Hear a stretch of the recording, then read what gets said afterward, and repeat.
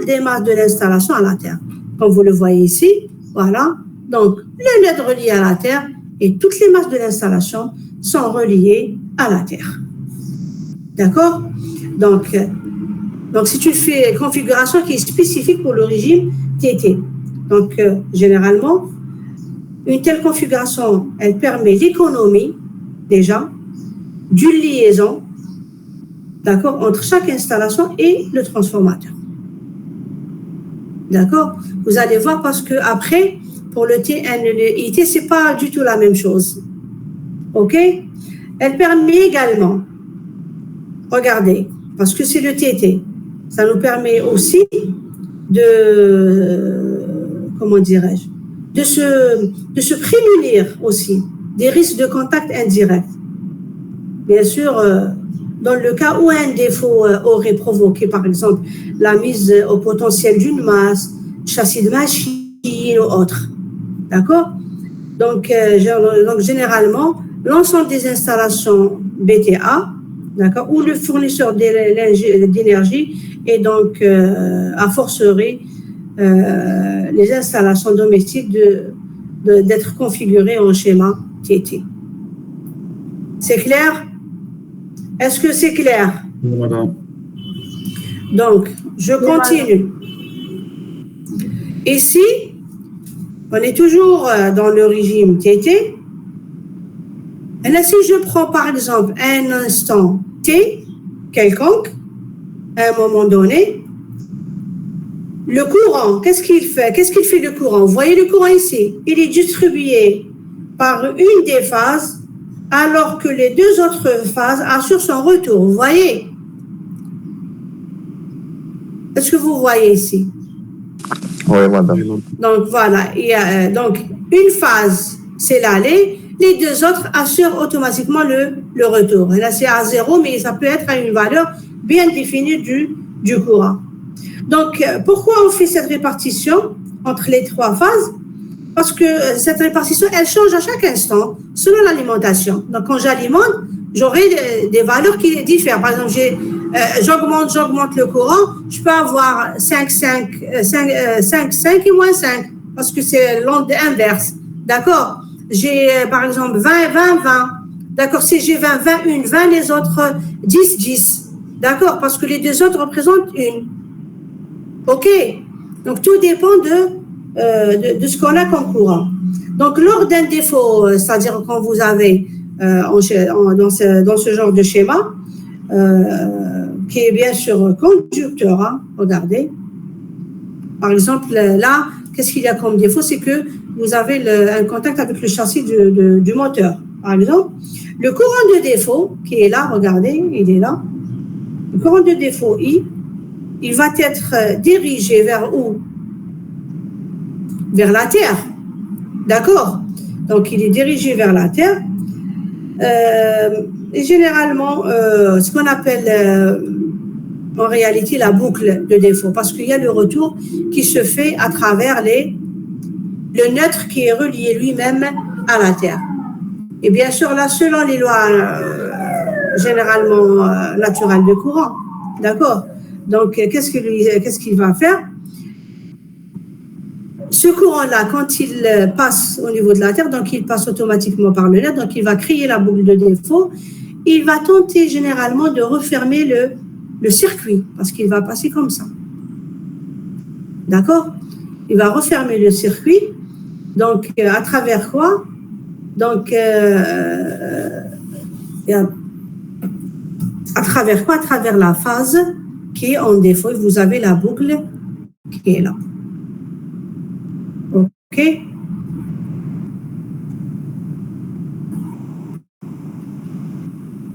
Bien sûr, la terre du transformateur ici, qui est celle qui est celui du fournisseur, et bien sûr la terre de l'installation qui est là.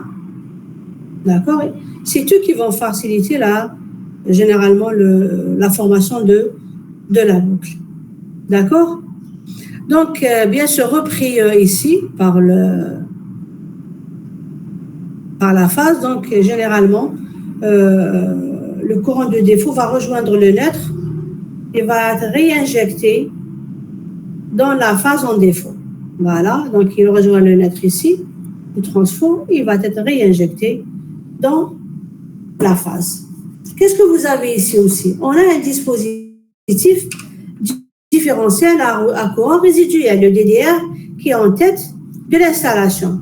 Qu'est-ce qu'il fait le DDR? Le DDR, il mesure en permanence, c'est ce qu'on a le principe de fonctionnement du DDR, donc c'est qu'il mesure en permanence la différence entre les courants entrants et les courants sortant sur les conducteurs d'alimentation. Et il va s'assurer généralement que toute intensité entrante, ou bien qui provient de la source, reviendra en quantité égale vers la source. Ça veut dire de telle manière que la somme du courant soit égale à 0. Par contre, si un courant de défaut va emprunter la Terre pour retourner à la source, qu'est-ce qu'il résulte? Il en résulte une mesure différentielle qui va provoquer le déclenchement de la protection, qui est ici le disjoncteur magnétothermique différentiel. D'accord? Donc c'est pour ça qu'on dit, techniquement parlant, ce genre de schéma, il est plus facile à réaliser. Voilà, attendez, je passe au slide suivant. Voilà, donc ce schéma TT, voilà, parmi les avantages, donc c'est un schéma qui est simple à concevoir, donc à mettre en œuvre et facile à maintenir. D'accord? Parce que pourquoi? Parce qu'on n'a pas, par exemple, de liaison intermédiaire, ok? Donc c'est simple, je vais vers le nœud, je le vérifie, il est mis à la terre, et les masses, toutes les masses, chaque masse, je la prends à part, et je vérifie sa liaison à la terre. D'accord? Deuxièmement, il a aussi comme avantage, l'alimentation est coupée au premier défaut détecté. On dit que ça, c'est un avantage, mais qui peut se révéler, à mon avis, comme une contrainte en milieu industriel. Parce que couper au premier défaut, donc vous allez couper l'alimentation de l'utilisateur, qui peut être des usines, qui peuvent être des postes, qui peuvent être... D'accord? Donc ça va quand même créer quand même pas mal de problèmes. Donc cette coupure immédiate, elle permet d'éviter, généralement, pourquoi on fait cette coupure qui est au premier défaut? Parce qu'elle nous permet d'éviter les surtensions ainsi que les risques d'incendie.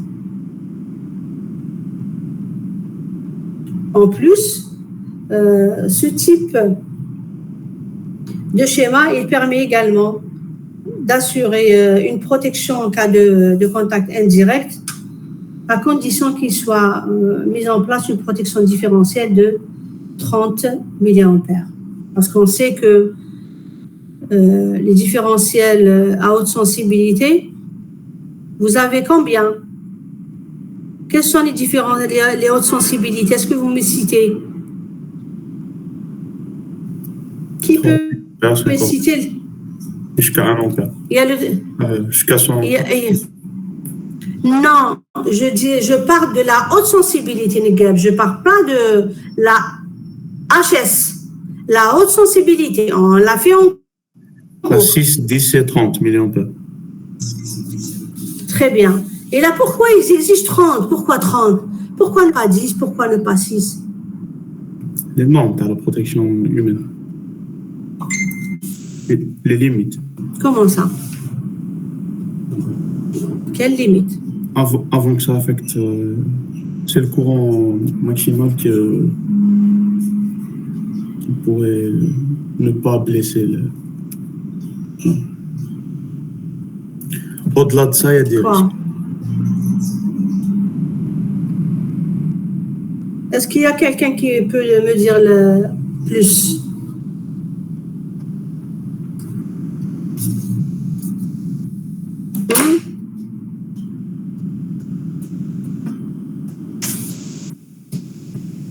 Qui dit plus? Personne.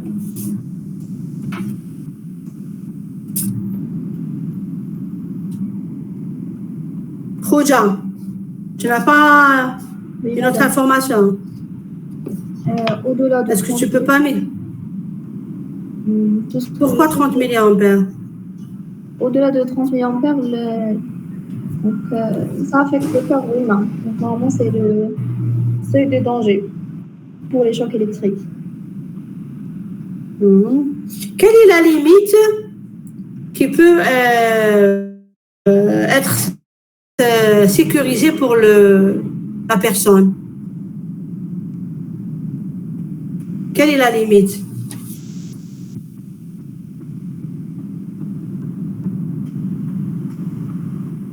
Personne ne sait. Pourtant, on a fait quand même. Allez, on va chercher. D'accord? 0,8 ampères, madame. Combien? 0,8 ampères.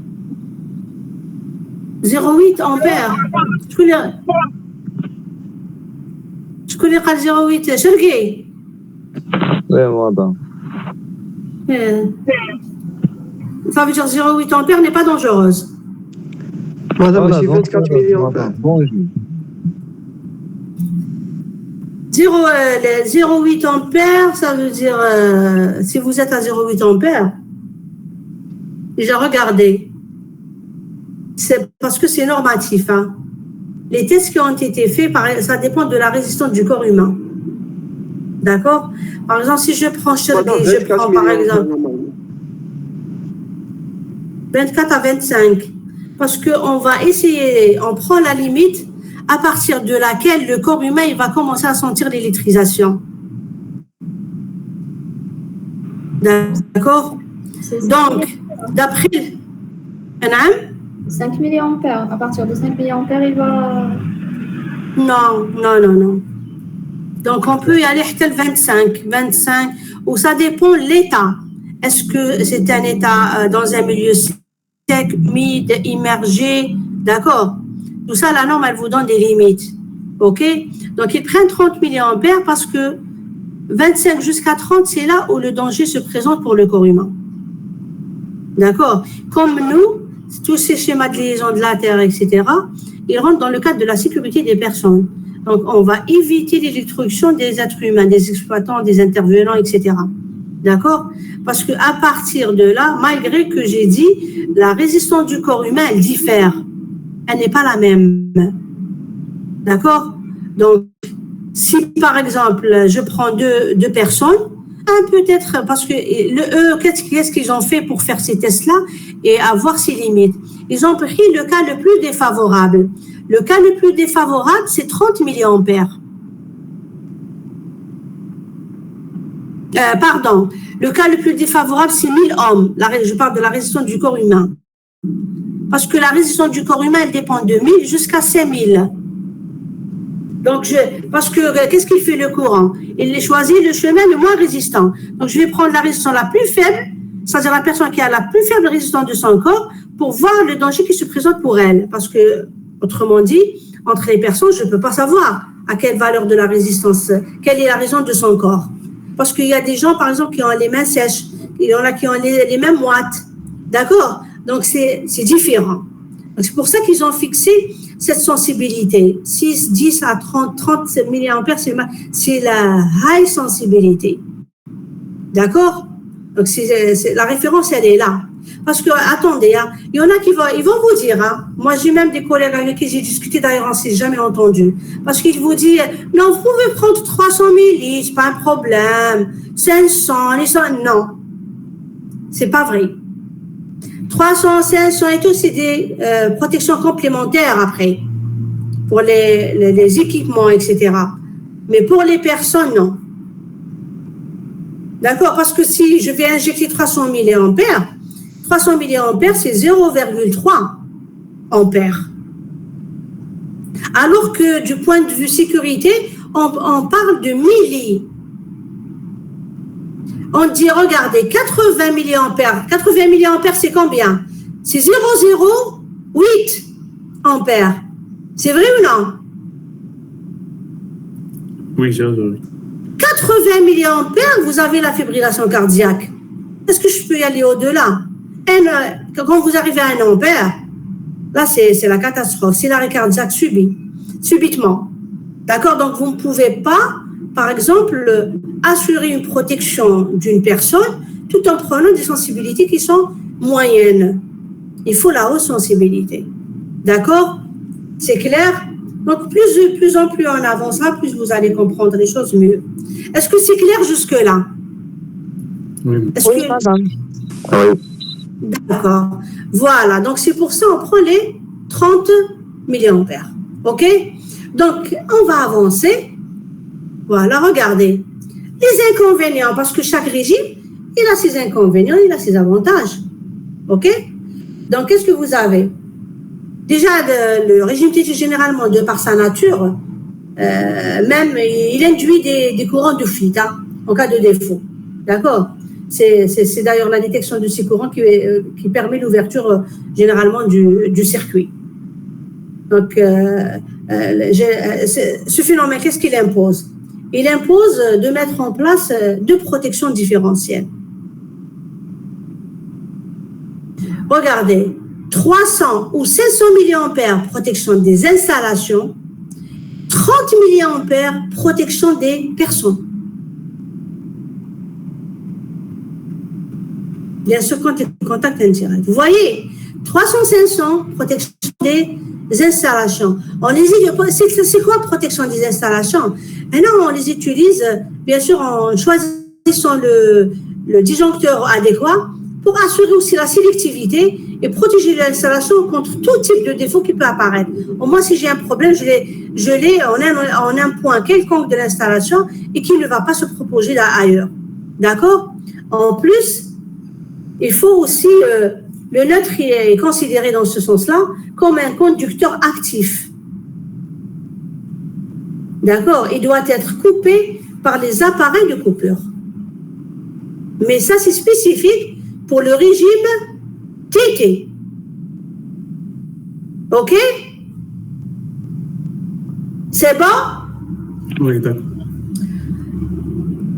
Oui, madame. Regardez, il existe différents types de DDR. Et là, c'est-à-dire, on est en train aussi de faire, parce qu'il y a des choses qu'on a vues en S1, c'est un petit rappel, OK, qui vous permet bien sûr, de vous mettre, par exemple, à jour pour pouvoir comprendre les choses convenablement. Vous avez les DDR de type AC, donc qui sont utilisés pour la protection contre les courants de défaut alternatifs sinusoïdaux, et là, on avait parlé de ça. Les types A, protection contre les courants de défaut alternatifs sinusoïdaux et les défauts comportant une composante continue. D'ailleurs, il y a les exemples ici, comme par exemple le lave-linge, des appareils qui comportent des redresseurs, les plaques de cuisson, etc. Vous avez le DDR type ASI. Il a les mêmes caractéristiques que le type A, mais il limite le risque de déclenchement indésirable qui est dû au phénomène quoi? Il y a les perturbations électromagnétiques conduites par le réseau généré par certains récepteurs tels que micro-informatique, les ballasts électroniques, électroniques de puissance, etc. Et là, par exemple, quand vous avez des réseaux voisinants, ça peut influencer, il y a des perturbations électromagnétiques, et là, ça rentre dans le cadre de la CEM, la compatibilité électromagnétique. Donc, ça peut influencer le fonctionnement. Donc, ces DDR sont recommandés lorsque la continuité d'exploitation est souhaitée. Donc, vous voyez, quand vous avez dans ce cadre-là, on ne peut pas mettre n'importe quel DDR. Il faut qu'il soit de type ASI. Donc, il est destiné pour ça. OK? Le type B, qui est le dernier, protection contre les courants de défaut alternatifs sinusoïdaux et les défauts comportant une composite continue, plus les courants continus lissés, qui m'a par exemple l'exemple, il y a les variateurs de vitesse. Tu vois, le variateur de vitesse, comment il est composé, vous allez voir. OK? C'est clair? C'est clair pour le type TT. On va passer au deuxième régime, le régime TN. Voilà. Regardez, voilà votre régime TN. Ici, généralement, le régime TN, il est utilisé où? En milieu industriel et tertiaire. Parce que le domestique, on a précisé que c'est le TT. OK? C'est le TT en milieu domestique. Par contre, le TN, c'est en milieu tertiaire et milieu industriel.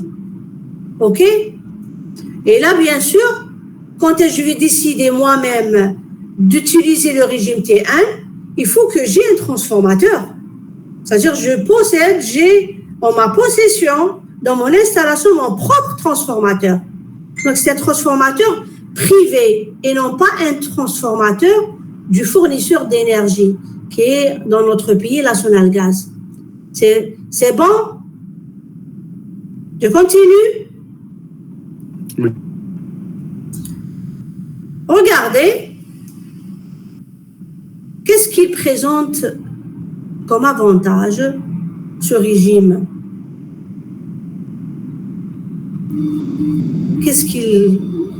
Regardez, l'information, elle est devant vous. Tout à l'heure, au niveau TT, vous avez la boucle de défaut. Donc, qu'est-ce qui se passe? Il y a un potentiel qui est assez élevé. L'avantage du régime T1, c'est qu'il présente une boucle de défaut de faible résistance. Parce que regardez la boucle. Vous voyez la boucle? Elle ne passe pas par là. Parce que regardez, vous avez les 3 phases. Le contact ici est allé avec le neutre. Neutre et PE. Vous voyez ici, vous avez le vert et le bleu. Ça veut dire ici le TNC. Et par rapport, ils sont reliés. Voilà, vous êtes en TNC. Donc ici, qu'est-ce que vous avez là entré ce régime aussi? Qu'est-ce qu'il fait? Qu'est-ce qu'il a aussi comme... il ne nécessite pas une surveillance de l'installation de manière aussi poussée qu'en régime IT. D'accord? Donc, c'est pour ça que c'est écrit là, peu de surveillance. OK? Par ailleurs, du fait de préconisation de la NFC 1500, le régime IT se voit réservé aux installations sans neutre. OK? Ça veut dire le régime T1 sera mis en œuvre dans le cas d'installation avec présence d'un neutre. Voilà. OK? La différence, le IT, il n'y a pas de neutre. Le T1, il faut la présence du neutre. Par contre, la différence, c'est que ici, les masses sont reliées au neutre, qui est lui-même relié à la Terre. Donc, la boucle ici, elle diffère. C'est pas la même. OK? Et la boucle, la résistance de la boucle, elle est plus faible, parce que je ne prends pas tout ça. Je prends juste, regardez, le retour se fait à travers le conducteur PE et N qui sont confondus. Je reviens vers la phase et là vers la masse. Donc, si je reviens là, comme je viens de dire, ça se voit d'après le schéma que c'est les TNC. Les masses sont directement reliées au conducteur neutre qui est appelé PEN. Voilà, c'est le PEN. Voilà, donc je relais vers ça. OK? De sorte qu'un défaut d'isolement devient un court-circuit entre phase et neutre. Vous voyez? Parce que là, je reviens ici, et là, donc qu'est-ce que je fais? Parce que la liaison, elle est où? Entre neutre et phase. Donc c'est comme si j'ai un court-circuit entre phase et neutre. C'est parce que c'est un court-circuit qui est entre phase et neutre, il va automatiquement entraîner le fonctionnement du dispositif de protection placé immédiatement en amont du défaut. Voilà. C'est clair? On continue? Oui, madame. Là, qu'est-ce que vous avez? Le neutre d'alimentation qui est là est relié directement à la Terre. Le voilà. Donc, il est en rouge. Donc, il est relié directement à la Terre. OK? Qu'est-ce qu'on peut dire ici? Les masses de l'installation BT sont reliées au point neutre par les conducteurs de protection. Voilà, défaut d'isolement, court-circuit, phase neutre.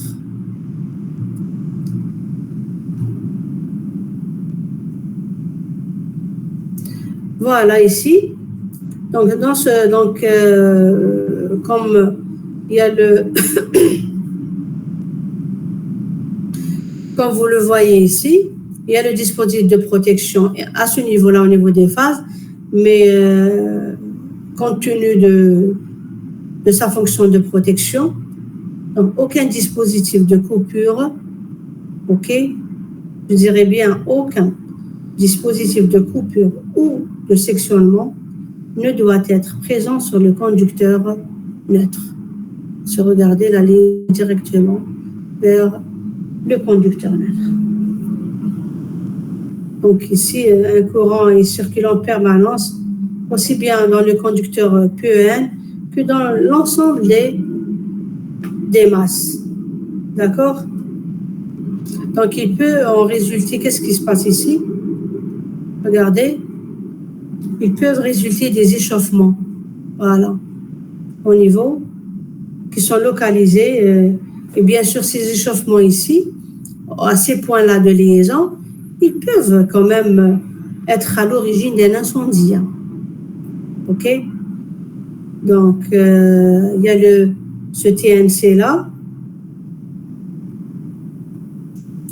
Ça veut dire, si par exemple, ces échauffements, ils peuvent provoquer des incendies. Donc, si je suis dans un milieu, par exemple, ATEX, le milieu ATEX, là où il y a des matériaux ou bien des équipements à explosion, d'accord? Donc, dans ce cas-là, ce régime n'est pas compatible avec les locaux à risque d'incendie ou bien ce qu'on appelle les locaux ATEX. D'accord? Donc, c'est à éviter, ok? Parce qu'il y a une incompatibilité, vu les échauffements qui peuvent se produire au niveau du circuit. Donc, pas de dispositif de coupure sur le conducteur neutre. Là, attendez. Voilà. La même chose. Qu'est-ce qu'on a ici? Généralement, quand vous prenez ici le système de protection, vous avez le dispositif assurant la protection contre les surintensité, peut-être soit un disjoncteur, soit un fusible. Donc la coupure d'un défaut d'isolement, elle est assurée par quoi? C'est par des dispositifs de protection contre ces surintensités, ce qui est noté ici, soit les disjoncteurs, soit les fusibles. Par contre ici, vous regardez par rapport au courant de défaut de la masse, qui peut surgir de la masse, ils sont tous dirigés directement, regardez, vers le neutre. OK? Et là, si vous avez un défaut d'isolement, ce défaut d'isolement, qu'est-ce qu'il fait par rapport à la protection? D'accord? Donc, les défauts, donc ils vont, tous les courants, ils sont dirigés directement vers le neutre, d'accord? Le défaut d'isolement dans ce cadre-là, qu'est-ce qu'il fait? Prend ainsi, comme c'est mentionné là, la forme d'un court-circuit. D'accord? Donc, il prend la forme d'un court-circuit. Les dispositifs de protection, soit les disjoncteurs ou bien les fusibles, parce que qu'est-ce qu'ils ont comme rôle là? Les dispositifs de protection, les disjoncteurs ou les fusibles, qu'est-ce qu'ils ont comme rôle? Ils ont comme rôle de neutraliser le défaut. D'accord? Donc, par contre, pour les courants, les circuits de prise, par exemple, pour les grandes longueurs de câbles et ainsi de suite, dans ce cadre-là, on préconise l'utilisation de différentiels. D'accord? Donc, tout ce qui est disjoncteur fusible, on l'utilise dans ce cadre-là pour neutraliser le défaut de masse, qui est bien sûr qui a surgi au niveau du circuit. Par contre, si vous êtes dans un circuit où les lignes de connexion sont assez importantes, de grandes lignes, donc de câbles, là, on ne peut pas utiliser parce que pourquoi on préconise pour les grandes longueurs de câbles différentiels? Est-ce que vous avez une idée?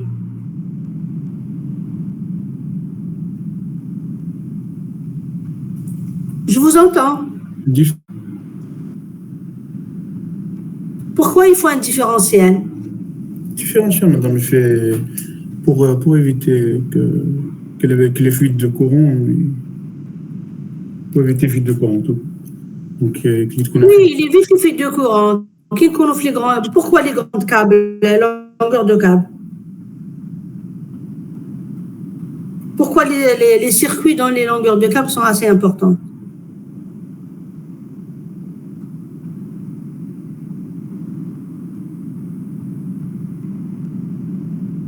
Vous venez de dire la solution.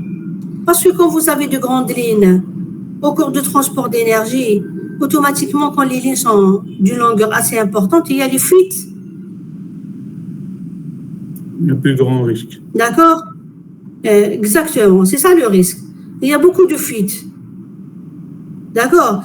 C'est pour ça, dans ce cadre-là, ce n'est pas le disjoncteur ou bien le fusible qui va protéger les personnes, c'est les différentiels. D'accord? Disjoncteur et fusible, ils vont couper, c'est vrai, l'alimentation, mais je rajoute la fonction différentielle pour assurer la protection des personnes parce qu'il y a beaucoup de fuites. OK? D'accord. On continue. Voilà, donc ce qu'il faut voir ici, c'est que conducteur du neutre et conducteur de terre sont confondus, d'accord? Ce qu'il faut savoir, c'est que le schéma TN est basé sur le principe du liaison équipotentielle entre la terre du neutre du réseau et la terre des masses de l'installation, d'accord? Et donc TNC parce que les deux sont confondus. Ok, d'ailleurs, même là, au niveau du schéma, on voit le bleu et le vert jaune. C'est clair? Oui. Voilà. Donc, dès l'apparition du premier défaut d'isolement, qu'est-ce qui se passe? Le courant de défaut, il circule où? Quand je regarde ici, par rapport au schéma, il va circuler via la masse. D'accord? Puis le conducteur PEN revient au transformateur. Puis il est réinjecté sur la phase à l'origine de défaut. D'accord? Donc, le résultat, c'est quoi? C'est qu'il donne l'apparition d'un court-circuit. OK? Et ce dernier ne rencontre que très peu de résistance. Parce que regardez, la boucle, elle est là. Ils sont reliés, donc c'est le même fil. Voilà. Donc, un disjoncteur ou un fusible assure la détection et la coupure du circuit dès le premier défaut. Vous voyez, le TN, comme le TT, il déclenche au premier défaut. On va voir maintenant quel régime, on va voir le TNC, le TNS, pardon. Ici, on est dans le cadre du TNS. Le TNS, le conducteur du neutre et le conducteur de protection PE sont séparés. On les voit ici. OK? Voilà le neutre, voilà votre PE. Donc, les deux sont séparés. Puis, le conducteur PE relié à la Terre en différents points. Donc, il peut être par là, et ainsi de suite. Si on rajoute encore, vous allez avoir d'autres liaisons. Donc, il est relié à la Terre en différents points de l'installation. Et il est aussi relié au conducteur, le net du transfo. Et là, on voit que c'est tout comme un TNC. Hein? OK?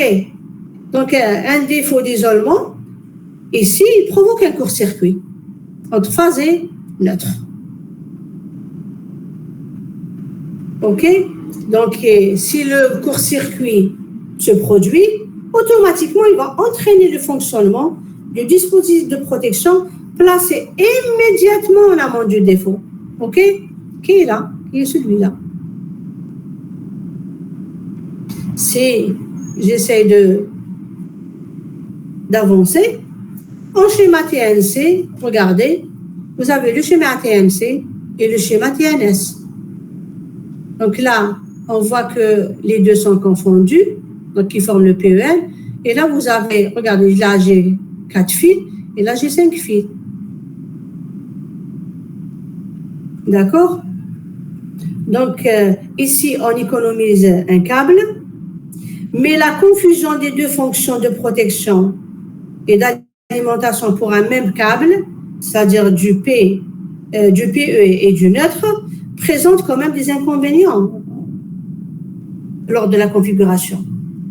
OK?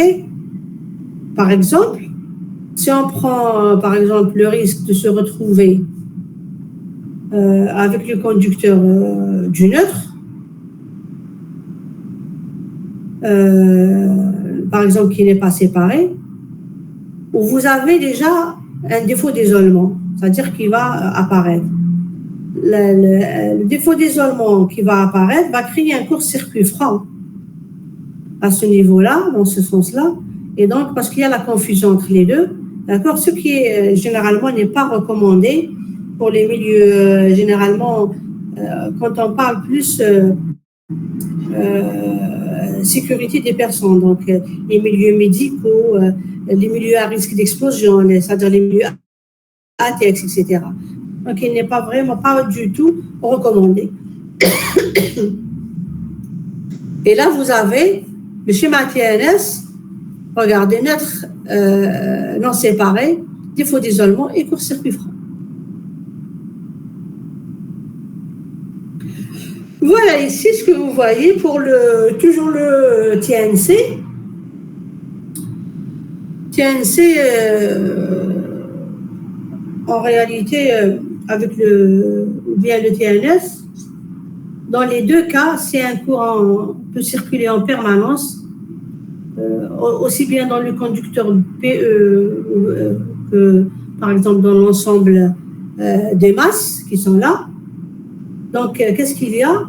Ou bien les éléments conducteurs, dans le cas où vous avez de l'installation, on ne peut pas avoir des échauffements automatiquement. Donc, vous avez la circulation du courant de défaut ici, dans le conducteur PE et les masses. Ils sont incompatibles avec des locaux ATEX, donc on ne peut pas utiliser ce régime dans le milieu ATEX. D'accord? Donc, il peut provoquer donc, des échauffements qui sont localisés, donc dans des points bien définis, comme on a bien de voir tout à l'heure, mais qui peuvent être à l'origine d'incendies. Donc, c'est pour ça qu'ils sont déconseillés dans le milieu ATEX. Par contre, dans le schéma TNS, si par exemple, on va procéder à une coupure avec le dispositif ici, dans le cas d'un défaut d'isolement, le dispositif que je peux utiliser, soit le disjoncteur, soit le fusible. Donc, dans ce cas, on voit que toutes les masses sont reliées au neutre ici. D'accord? Donc, les courants de défaut de la masse sont dirigés directement vers le neutre. Et on voit ici la boucle. Et automatiquement, le défaut d'isolement se transforme en court-circuit, donc phase neutre, OK? Et bien sûr qu'il sera, et peut-être, et donc dans ce cas-là, un court-circuit, quel est le dispositif qui va le couper? Soit le disjoncteur, soit le fusible. OK? Pour ça qu'on met ici disjoncteur et fusible. De plus, on peut par exemple utiliser un disjoncteur différentiel. Comme on avait dit tout à l'heure, pour les grandes longueurs de câbles, les circuits de grande longueur. OK? Donc, il est donc nécessaire dans ce cas-là. Donc, quand les conditions de coupure par les dispositifs de protection contre les surintensés ne sont pas satisfaites. Pourquoi? Parce que même si on coupe avec le disjoncteur ou bien le fusible, donc il y a le problème de fuite. Pourquoi? Parce que ici, j'ai des longueurs de circuit qui sont assez importantes. Donc, les conditions ne sont pas satisfaisantes avec les disjoncteurs ou bien les fusibles. Par contre, ici, le différentiel, qu'est-ce qu'il va faire? Il va protéger les masses des installations. D'accord? Donc, de toute, comment dirais-je, Ça veut dire toutes les masses qui existent au niveau de l'installation, il va les protéger, qui sont situées en dehors de la zone d'influence, de liaison, ou bien de la liaison équipotentielle principale, c'est-à-dire, comment expliquer ça, à l'extérieur de la surface du bâtiment. Comme on voit ici, on peut avoir, par exemple, un moteur qui est à l'extérieur, donc on doit assurer sa protection. Généralement, ce qui préoccupe l'ingénieur ou bien l'intervenant ou bien l'exploitant, c'est de savoir que si le défaut d'isolement va créer un court-circuit, comme on vient de le voir, qui est suffisant pour provoquer le déclenchement des disjoncteurs, si vous avez un moteur qui est à l'extérieur de l'installation, comme on le voit ici, d'accord? C'est-à-dire, donc, c'est un circuit qui est éloigné. Donc, on aura une telle atténuation de défaut. Donc, aucune protection ne va déclencher. L'un des remèdes, c'est-à-dire, pour pouvoir régler ce problème, est l'utilisation d'un dispositif différentiel. C'est-à-dire pour un dispositif qui est à l'extérieur du circuit. D'accord? Parce que le dispositif à l'intérieur ne va pas nous assurer la protection et le déclenchement de cette charge-là qui est à l'extérieur du circuit. Donc, dans ce cadre-là, je suis obligée d'utiliser un dispositif différentiel. C'est clair? Parce que c'est des charges qui sont éloignées du circuit principal. C'est bon? Tout le monde suit? Voilà. Est-ce que vous arrivez à voir l'intérêt? Est-ce que c'est clair pour tout le monde?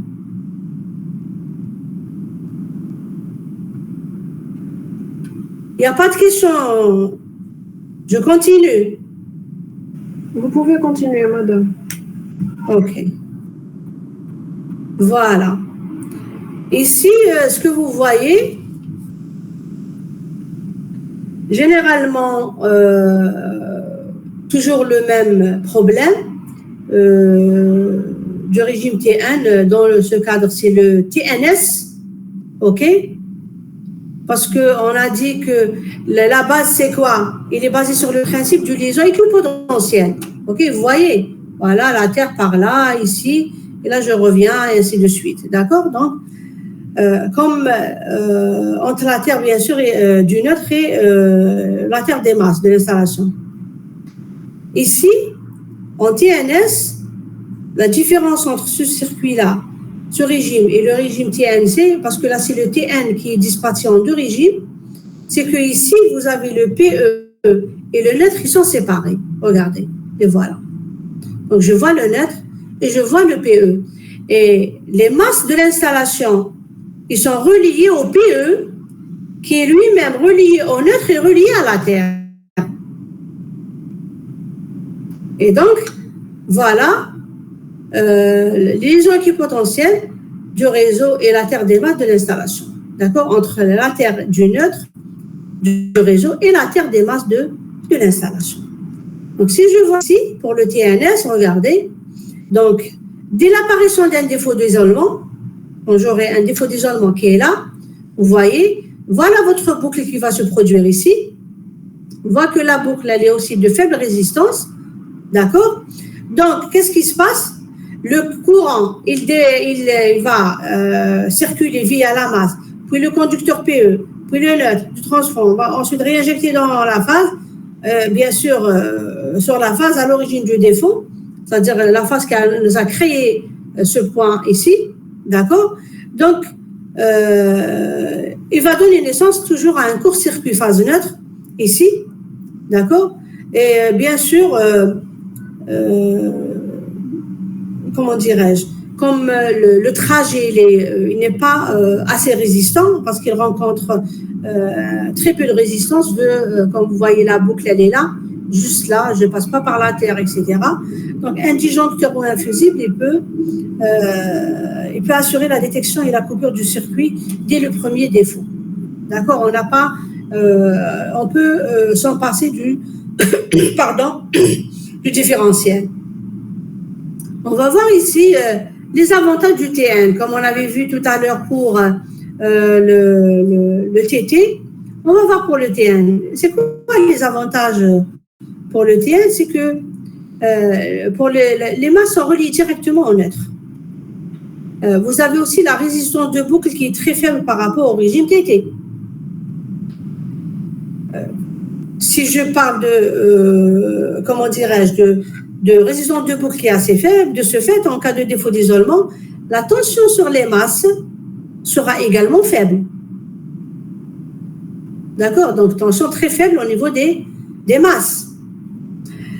La protection des matériels et des personnes, comme vous voyez ici, d'accord? Donc, peut-être, dans la plupart des cas, assurée par une simple protection de type disjoncteur ou fusible. Par contre, pour les circuits de prise, ou dans les cas les plus éloignés, les circuits les plus éloignés, la protection devrait être assurée par un dispositif différentiel. Et là, on rejoint les dispositifs de protection, les mêmes dispositifs de protection qu'en régime TT. D'accord? Donc ça, juste pour les circuits éloignés. Pour les circuits éloignés, on revient au même système, d'accord, que pour le régime TT. Et là, on peut se poser la question, pourquoi une protection différentielle? Parce que généralement, la mise en place d'un différentiel peut être rendue nécessaire au schéma TNS, comme on vient de voir tout à l'heure, en différents cas de figure. En régime TN, parce qu'en régime TN, voilà, regardez. Donc, qu'est-ce qu'on fait? Ici, pour tout ce qui est TN, et par rapport au défaut au niveau de la phase qui est reliée directement au PE. Donc, ici, un défaut d'isolement de par la faible résistance de terre, il va créer un court-circuit et dans ce cas, dans le cas d'une protection, par exemple, qui est assurée par un disjoncteur, il convient néanmoins de s'assurer ici que l'intensité de court-circuit, elle a atteint la valeur, comment dirais-je, de courant de déclenchement du disjoncteur. Donc, il se peut qu'un moteur, par exemple, si on prend un exemple, un moteur, par exemple, avec défaut d'isolement qui provoque, par exemple, un court-circuit, si on dit, par exemple, 9 ampères, d'accord? Alors que le disjoncteur est réglé à 10 ampères, par exemple. Dans ce cas, le disjoncteur, qu'est-ce qui se passe? Le disjoncteur ne verra pas le court-circuit et ne déclenchera jamais. Parce que regardez, c'est quoi 9, c'est quoi 10 ampères? D'accord? Et là, c'est une situation qui peut être reliée aux circuits qui sont à grande distance. Par exemple, entre le moteur et le disjoncteur, comme on a vu tout à l'heure, pour les circuits qui sont à l'extérieur. D'accord? Et là, pourquoi le disjoncteur, il ne le verra pas? Parce que le courant de court-circuit serait amorti par la longueur de câble. D'accord? Donc, si, par exemple, il y a une telle éventualité, il faut prendre d'autres préconisations au niveau des installations. D'accord? Et bien sûr, par rapport à la norme NFC 1500. Il ne faut pas, la longueur de câble, il ne faut pas la dépasser. Et dans le cas échéant, il faut une condition de mise en place de dispositifs différentiels. Sinon, c'est un problème, donc votre disjoncteur ne va pas voir le défaut qui a surgi. OK? Donc, le régime, ici, si je prends par rapport au régime TT, Donc, on voit circuit de prise, circuit éloigné, disjoncteur et dispositif différentiel, comme la même chose que le circuit TT. Ici, quand même, on ne peut pas dire qu'il n'y a pas d'avantage. D'accord? Donc, il y a des avantages et des inconvénients pour chaque régime. Pour le régime, par exemple, TNC, si je vois ici, qu'est-ce qu'il fait? Il nous permet une économie de matériel qui est importante du fait qu'un seul conducteur, PEN, assure à la fois la fonction du neutre et la fonction de protection, le fait qu'ils soient confondus. D'accord? Donc, et que ce conducteur ne passe pas dans le dispositif de protection. D'accord? Donc, par contre, le régime TNS, le TNS est différent. En TNS, il permet d'assurer une coupure de tous les conducteurs actifs, y compris le neutre. Le neutre, parce qu'il est considéré en TNS comme un conducteur actif, en TN. Par contre, en régime TNC, le neutre est à la fois un conducteur actif et un conducteur de protection, parce qu'ils sont combinés. Est-ce que vous suivez ici? Oui, madame. Donc, il assure les deux rôles. Donc, il est en même temps le conducteur actif et en même temps un conducteur de protection. Donc, ça lui donne quoi, ça? Ça lui donne une double fonction. Donc, cette double fonction, qu'est-ce qu'elle implique? Elle implique, en régime TNC, de câbler dans un ordre correct sur les récepteurs, parce que la liaison de la masse et la liaison c'est-à-dire sur le récepteur, la liaison de la masse et la liaison du neutre. Parce que là, si vous allez câbler sur le neutre, vous allez câbler sur un conducteur double fonction, qui est la protection et le neutre. Donc, qu'est-ce qu'il demande? Parce que là, c'est qui va intervenir? C'est les intervenants. Donc, ceci nécessite de la part, généralement, des intervenants, une parfaite connaissance du schéma TNC. Il faut qu'il le maîtrise. Sinon, il va commettre des bêtises et ça peut provoquer des dégâts. D'accord? Donc, d'autre part, supposons, par exemple, ils sont au niveau de l'installation. Je vais vous donner un exemple de quoi? Par exemple, parce que généralement, quand on intervient, qu'est-ce qu'on fait? On doit faire une conciliation. On coupe et on cadenasse. C'est vrai ou non? Donc, et dans ce cas, lors de la conciliation, il ne nous est pas possible soit de couper tous les conducteurs actifs, comme cela est préconisé, parce qu'on doit les couper, d'accord? On ne sait jamais un opérateur qui est en train d'intervenir quelque part, si par exemple on ne coupe pas la totalité, on ne cadenasse pas, on doit aussi cadenasser et prendre la clé avec nous. Il peut y avoir un autre opérateur, pour lui, il n'a pas vu l'autre qui est en train de manipuler, et là, il peut par exemple remettre l'alimentation, et là, ça va causer quand même des dégâts humains. C'est des personnes qui vont disparaître. OK? Donc, il ne sera pas possible de couper tous les conducteurs actifs comme cela est préconisé. De par son rôle de protection, le neutre et le PE, la coupure du neutre ne pourra s'effectuer. Donc, pourquoi? Parce qu'il faudra prendre en compte que le neutre, il peut véhiculer les courants et les tensions résiduelles. Parce que là, on peut prévoir pour les grandes lignes ce qu'on appelle les conducteurs, les longueurs de câbles qui sont importantes, donc il va y avoir des fuites.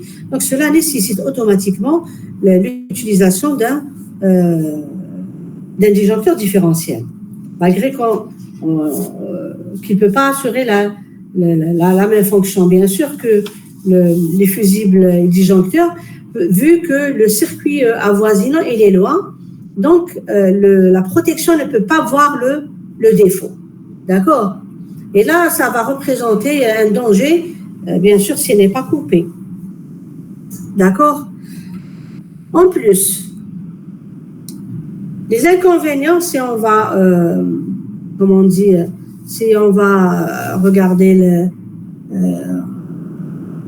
l'économie réalisée en matière d'installation, là, je pense qu'il faut tenir compte des frais aussi engendrés, d'accord, en matière d'études.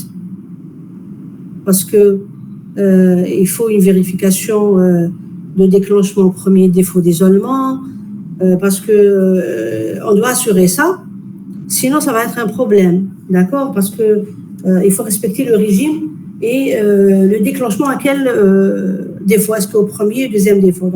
Donc du point de vue d'étude, il faut la vérification de déclenchement au premier défaut d'isolement, effectuée qui doit être effectuée par calcul, puis obligatoirement vérifiée lors de la mise en service.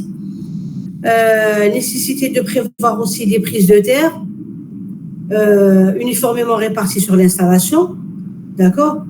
En matière d'exploitation, il faut le contrôle périodique de la continuité du conducteur de protection.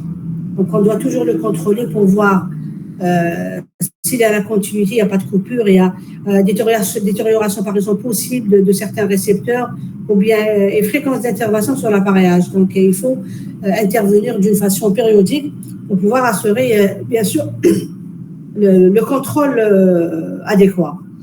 Il y a aussi en matière de coût de remplacement de matériel, un défaut d'isolement pouvant entraîner des courts-circuits, en réalité, qui c'est dans le court-circuit qui est important, à l'intérieur,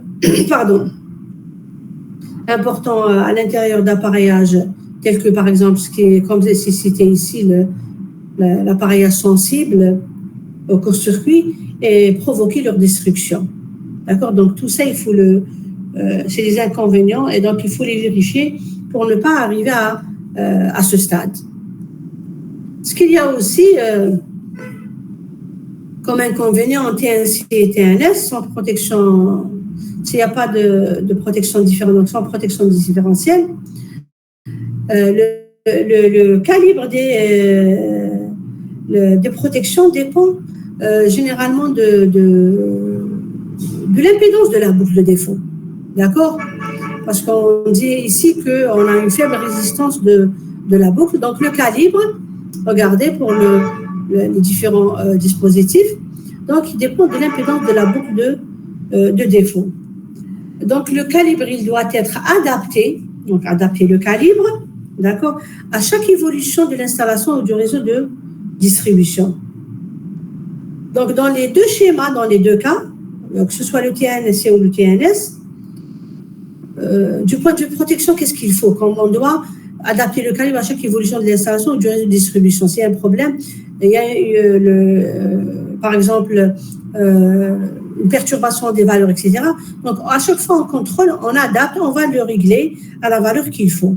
Mais le disjoncteur de protection que j'ai doit pouvoir déclencher normalement dès l'apparition d'un défaut, dans ce cas-là. Donc, quand il y a l'apparition de défaut, automatiquement, ma protection doit se manifester et déclencher, d'accord, au moment où le problème apparaît. Qu'est-ce qui sous-entend ici, par exemple? Par exemple, en schéma TN, un appareil, par exemple, si par exemple, vous avez par exemple un appareil, supposons, qui est alimenté, on va prendre un appareil par exemple qui est alimenté à 230 volts. Et cet appareil, qu'est-ce que je fais? Alimenté à 230, je vais le protéger par un disjoncteur, supposons, parce que je suppose je suis en domestique, je vais le protéger par un disjoncteur de 16 ampères. Et l'alimenter ici par des conducteurs, on doit choisir une section. Vous savez que vous avez le 1,5 pour tout ce qui est éclairage et tout, pour tout ce qui est prise, etc., c'est 2,5. Donc, avec une section de conducteur de 2,5 mm². Ne doit pas être, c'est-à-dire dans ce cadre-là, ça ne doit pas être éloigné. Par exemple, la norme NFC 1500, qu'est-ce qu'elle dit? Attendez, je vais vérifier dans un fichier ici, le fichier de la norme, parce que j'espère que j'ai la page. Attendez un moment. Je sais qu'il y a une distance, je sais, pour ne pas se tromper, pour ne pas vous donner des informations qui sont erronées. NFC 1500 de T en venant. Attendez, l'article.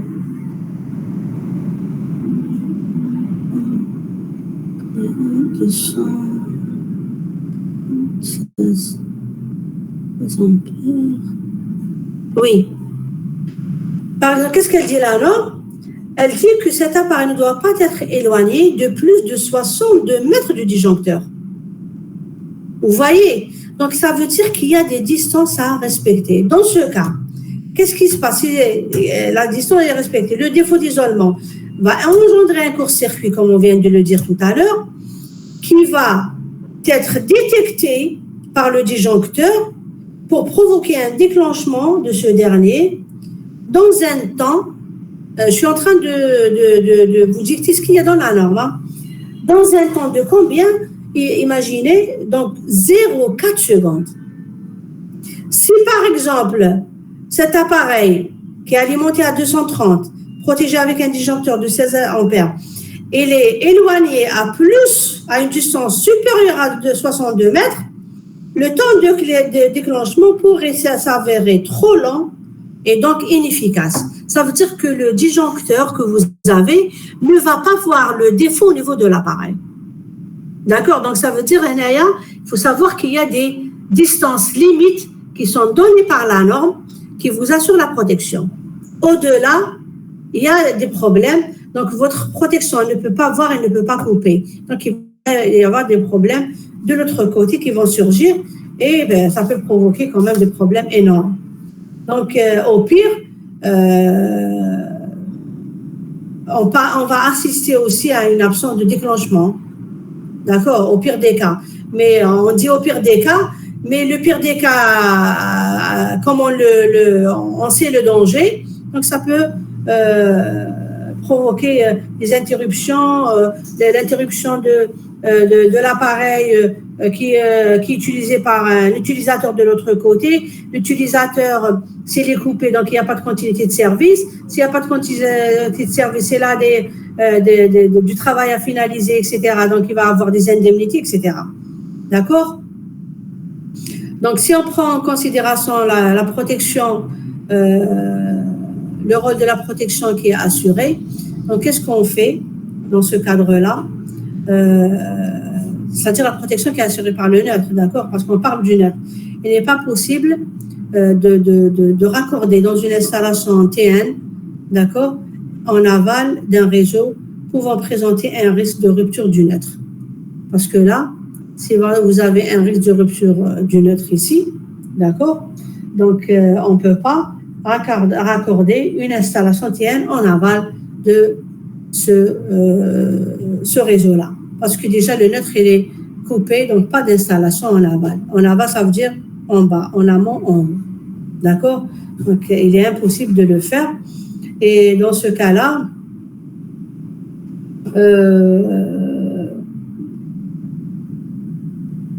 vous avez ici, on a rajouté ça. Ce n'est pas le cas pour, par exemple, si vous avez un réseau aérien à conducteur nu. D'accord? Donc, ici, ce n'est pas le même cas. On ne peut pas dire.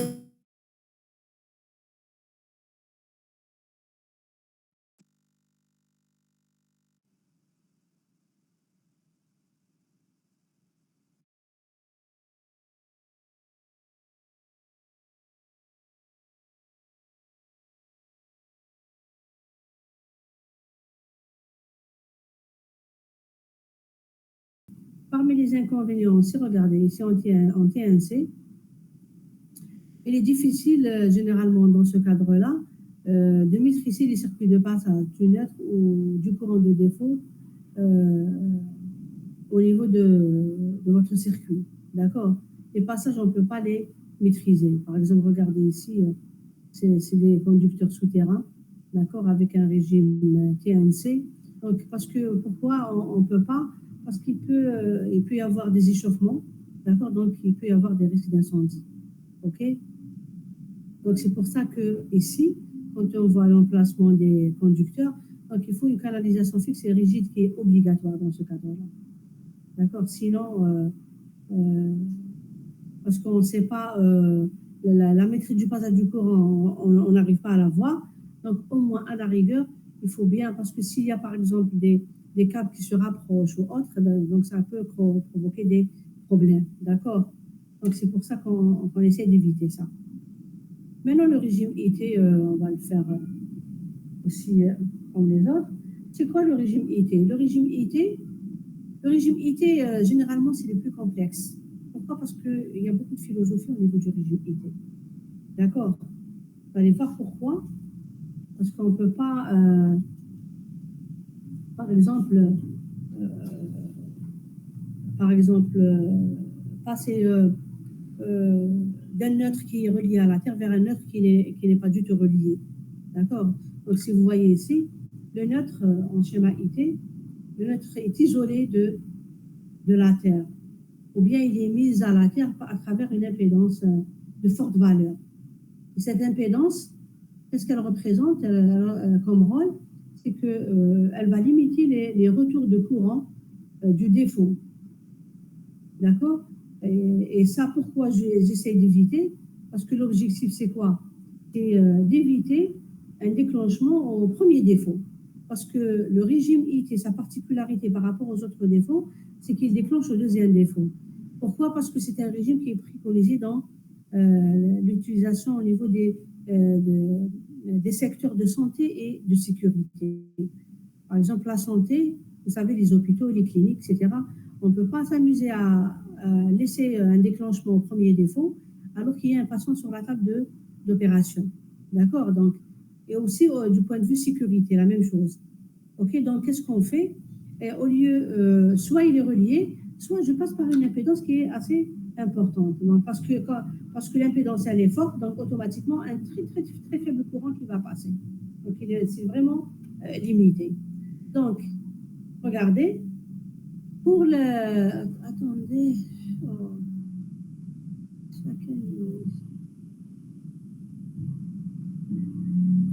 Voilà, ici, regardez, vous avez le schéma IT par rapport à sa particularité. Le neutre, il est isolé.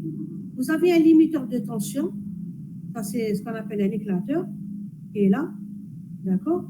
Et vous avez ce qu'on appelle ici un limiteur un CPI. Le CPI, c'est généralement, c'est le contrôleur permanent d'isolement. Ce contrôleur permanent d'isolement, il comprend généralement, comment dirais-je, il injecte un courant, généralement, comment il fait? Parce qu'il va me contrôler en permanence l'isolement. D'accord? Donc, qu'est-ce qu'il fait? Ils sont essentiellement ici un générateur de tension. D'accord? Qui continue, ou bien un générateur de tension alternatif en réseau continu. C'est l'inverse. Si vous êtes en réseau alternatif, vous prenez, il mesure en continu. S'il est en alternative, s'il est en réseau continu, le générateur qu'il a, c'est un générateur alternatif. D'accord? Et il a aussi à son niveau ce qu'on appelle un relais de détection. Un relais de détection, donc qu'est-ce qu'il fait? Qu'est-ce qu'il fait ce CPI? Quand il y a un défaut,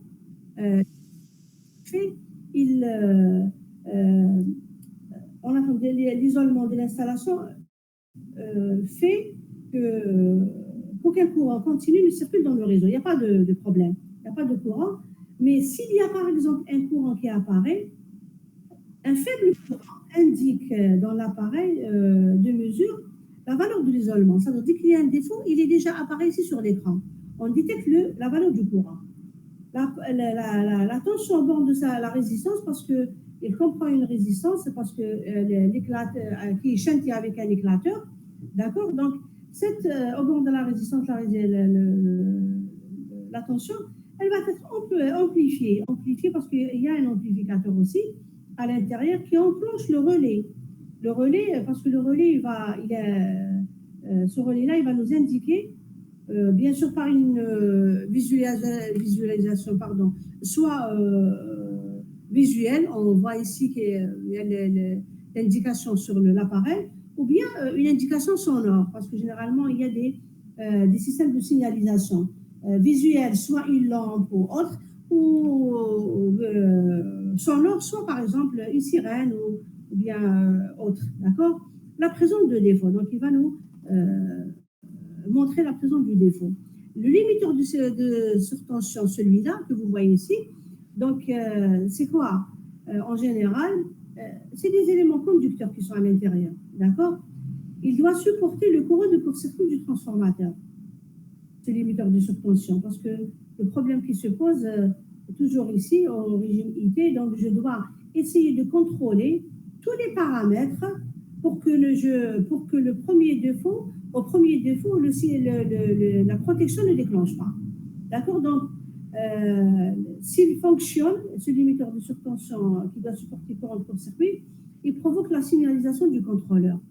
D'accord? Donc, qu'est-ce qu'il fait? Le contrôleur, il va bien sûr nous indiquer qu'il y a signalisation. D'accord? Du contrôleur permanent du CPI. Donc, le limiteur, il va carrément provoquer la signalisation et cette signalisation, elle est donnée par le CPI qui est le contrôleur permanent d'isolement. D'accord? Donc, il est différent dans ce sens-là par ces trois appareils. Donc, il y a l'impédance, d'accord, pour éviter la liaison du transformateur sol à travers une grande impédance qui a une forte valeur, un limiteur de tension, parce que pour éviter les surtensions au niveau du circuit, et un CPI qui va nous contrôler en permanence les défauts d'isolement. Et qu'il y a les défauts d'isolement, il nous indique. Donc, il nous indique même les défauts les plus faibles, comme je viens de dire tout à l'heure, parce que c'est des faibles courants, pour pouvoir les régler, c'est-à-dire sans la coupure de votre installation. Parce qu'on est censé avoir un régime qui ne déclenche pas au premier défaut. D'accord? Est-ce que c'est clair? OK. Oui. Donc, ici, ensuite, qu'est-ce que vous avez? Neutre qui est non distribué. Le neutre n'est généralement pas distribué. Et là, pourquoi j'y mets? Parce que c'est une préconisation de la norme NFC 1500 au niveau des installations. Impossible de distribuer le neutre. Voilà votre impédance. Le limiteur de surtension, regardez, il est présenté ici, il est sous forme d'éclateur. S'il y a une surtension, elle est acheminée vers le sol à travers des électrodes en pointe-pointe. C'est comme si ça va former, donc ça va être déchargé sous forme de charge, ça va être acheminé vers le sol sous forme de décharge qui passe par deux électrodes en pointe-pointe pour acheminer le maximum et arriver vers le sol. Et là, vous avez votre CPI qui est là pour pouvoir contrôler les défauts d'isolement.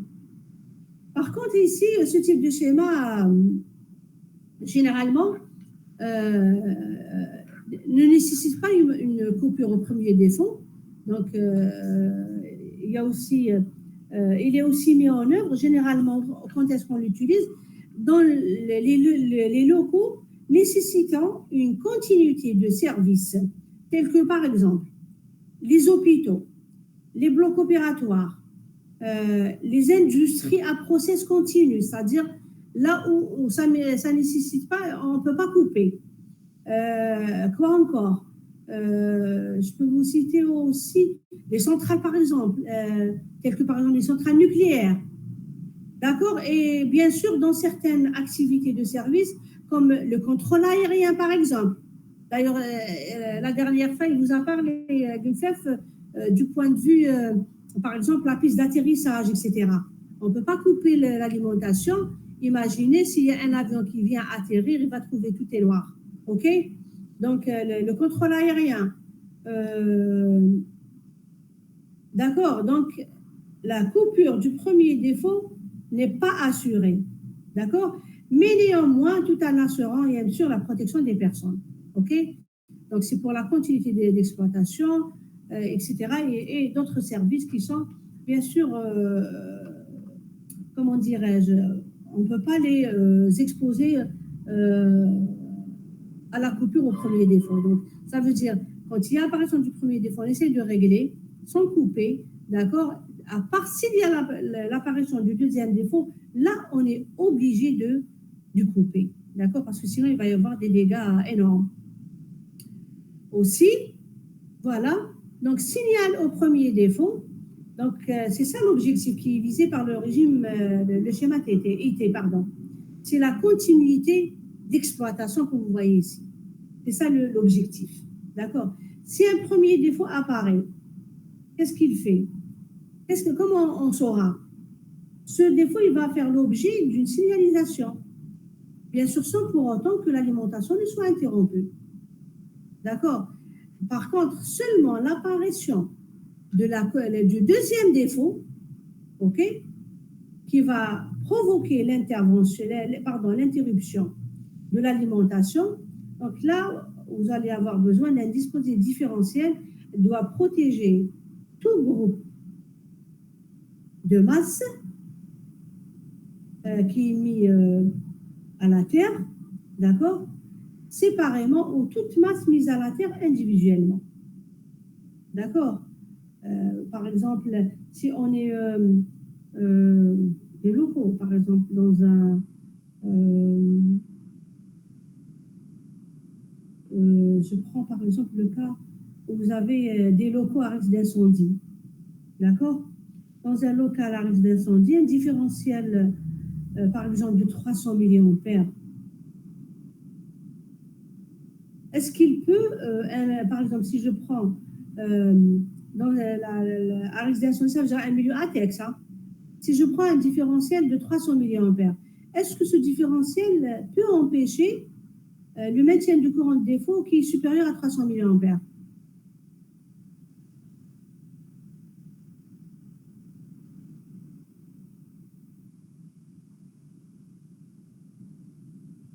Non. Pourquoi? Inférieur, vous avez dit. Non, j'ai dit, est-ce qu'il peut empêcher le maintien du courant de défaut qui est supérieur à 300 milliampères? Est-ce qu'il peut l'empêcher? Empêcher le maintien.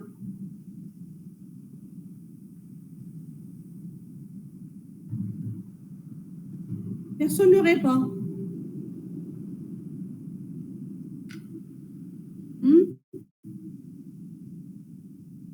Est-ce que c'est possible? Bien sûr, parce qu'il voit un courant qui est supérieur. Automatiquement, il le coupe. Vrai ou non? Madame, Oui. Madame, Ayman قال لك accepter شلو ما راحت له la connexion. Merci. ماشي راني ندخلهم كامل. اليوم بونيس راكم كاع نخليكم تدخلوا سيرتو برك. D'accord. Donc, s'il a 300 milliampères, il voit un courant supérieur, automatiquement, il va le couper. C'est vrai? Donc, il ne va pas laisser le courant persister au niveau du circuit. D'accord? Par contre, si vous avez les grandes longueurs de câble, avec, par exemple, si on va le comparer par rapport au schéma TN, le court-circuit qui est généré par le défaut d'isolement, il risque, dans ce cadre-là, pour le IT, de ne pas atteindre le seuil de déclenchement du disjoncteur. D'accord? Parce que regardez, la liaison d'habitude, on l'a à travers le neutre qui revient vers le neutre du transfo, ma cache, elle n'y est pas. D'accord? Donc il ne peut pas, comment dirais-je, le court-circuit qui est généré ne peut pas atteindre la valeur qui est le seuil de déclenchement du disjoncteur de protection. Donc ici, il faut trouver des solutions. Quelle est la solution? Il faut rajouter un différentiel qui doit être susceptible à réagir rapidement. D'accord? Parce que Pourquoi? Parce que pour les masses éloignées ou bien les mises à la terre, qui sont réalisées séparément, on va retrouver dans ces conditions-là, si par exemple ils sont éloignés ou bien ils sont séparés, les mises à la terre qui sont séparées, on va se retrouver ici dans les mêmes conditions que l'origine TT. D'accord? Donc, qu'est-ce qu'on fait? Donc, la tension de défaut sur les masses, par contre, au niveau des masses, la tension de défaut, elle peut atteindre des valeurs qui sont très, très dangereuses. D'accord? Donc, parce qu'on a le problème du IT, nous, on fait persister le premier défaut. Donc, qu'est-ce qui se passe? Il va y avoir dans l'installation une tension sur les masses qui existe toujours jusqu'à l'apparition du deuxième défaut. C'est vrai ou non? Oui. D'accord. Donc, il y a des choses qu'on ne peut pas éviter. C'est pour ça on doit faire appel à un dispositif différentiel rapidement pour pouvoir régler, c'est-à-dire pour parer à ces situations qui sont assez graves. D'accord? Donc, je continue. Voilà. Donc, pour le premier, là, j'ai le premier défaut. Regardez qui apparaît. OK? Donc, le premier défaut d'isolement qui apparaît, qu'est-ce qu'il fait? Le CPI, il chauffe le premier défaut, il commence à agir. Qu'est-ce qu'il fait? Il injecte sur la phase concernée un courant, d'accord? Parce que ça, c'est la manière comment il travaille le CPI, hein, qui fait chirdem. Il va injecter un courant qui est généré par une tension de 24 volts continue et d'une fréquence de 2,5 Hz. Ce courant, qu'est-ce qu'il fait? Qui est généré par le CPI, il va reboucler, regardez, je vois ici, ce courant, il va reboucler par le récepteur en défaut et la Terre. D'accord? Donc, il va former cette boucle-là. Et là, quand on fait comme ça, regardez la phase et tout, ça c'est un défaut franc. Et comment je vais protéger en cas de contact indirect? C'est par mise à la terre des masses. OK? Donc, qu'est-ce que vous avez? Le dispositif, qu'est-ce qu'il permet? D'accord? Il permet d'activer au niveau du CPI un signal. OK? Donc, ce signal qui est soit lumineux, soit sonore, pour avertir le personnel de maintenance, d'accord, parce que l'alimentation n'est pas coupée dans ce cas-là. Donc, il doit savoir qu'il y a un défaut et l'alimentation n'est pas coupée. D'accord? Donc, on va essayer, qu'est-ce qu'on fait à travers ça? C'est la protection des personnes en cas de contact indirect, par exemple. Contact indirect, c'est quoi? C'est la mise à la terre des masses. D'accord? Par contre, si vous avez un défaut franc, comme ici, en cas de défaut qui est franc, la tension entre la phase, parce que là, la tension, elle était de combien? Elle était de 24 volts. La tension en ailleurs, elle devient de combien?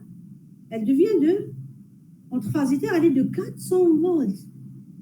Et non pas de 240 volts, et non pas ou bien de 24 volts à le contrôleur permanent. Donc, le contrôleur d'isolement applique une tension de 24 volts avec la fréquence, comme je viens de dire, de 2,5 Hz permanente au bord du limiteur de surtension. Et là, pourquoi il fait ça? Pour qu'il puisse détecter, bien sûr, le défaut d'isolement. Donc, vous voyez l'importance des équipements qui sont installés. Donc, le contrôleur d'isolement, en réalité, c'est un appareil de mesure et non pas un appareil de coupure. Parce que qu'est-ce qu'il fait? À son niveau, il va apparaître le courant de défaut. Il le mesure seulement. D'accord? Donc, on peut dire que c'est un non-mètre de mesure, tout simplement. D'accord? Donc, c'est un non-mètre de mesure qui est sous tension, sauf, c'est-à-dire à la différence par rapport à un non-mètre classique qu'on a l'habitude d'utiliser, qui effectue la mesure hors tension.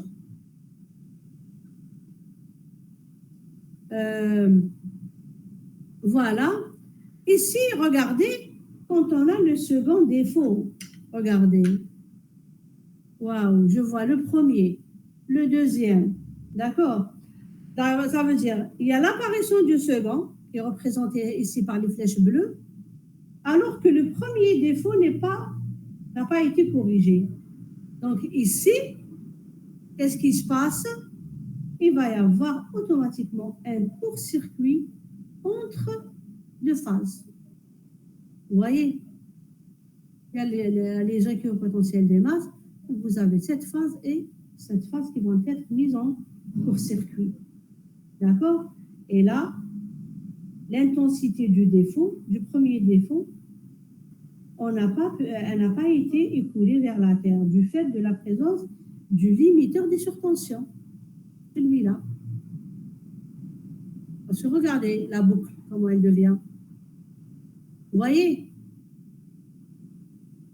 OK, donc, on n'a pas l'écoulement du premier défaut vers le sol. La même chose pour l'intensité du défaut du second défaut. Donc, vous avez donc ici les deux masses qui sont en défaut, d'accord? Donc, ils sont en contact par les liaisons équipotentielles. Alors ici, automatiquement, il va s'établir un courant de court-circuit entre les masses en défaut. Et une coupure de l'alimentation, elle est bien sûr automatiquement, il faut qu'elle soit déclenchée par le disjoncteur ou bien infusible.